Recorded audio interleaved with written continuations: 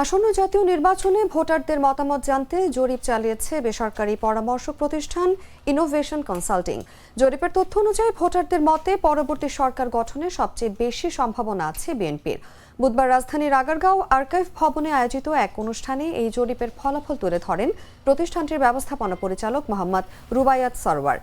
সংস্থাটি তাদের people's election pulse survey round 2 এর দ্বিতীয় অংশের ফলাফল প্রকাশ করে।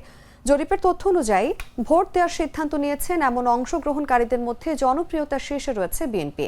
দলটির পক্ষে সমর্থন জানিয়েছেন 41.30% ভোটার। এরপরেই রয়েছে জামায়াত ইসলামী, যাদের প্রতি 30.30% ভোটারের সমর্থন দেখা গেছে।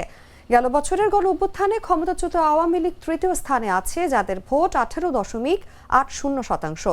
নতুন রাজনৈতিক দল জাতীয় নাগরিক পার্টি 4.10% ভোটারের সমর্থন নিয়ে তালিকায় চতুর্থ স্থানে রয়েছে।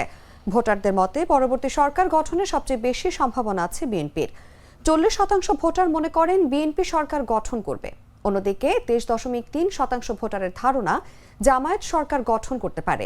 12.1% ভোটার মনে করেন আওয়ামী লীগ আবার সরকার গঠন করবে। নতুন দল এনসিপির সরকার গঠনের সম্ভাবনা আছে বলে মনে করেন 3.8% ভোটার।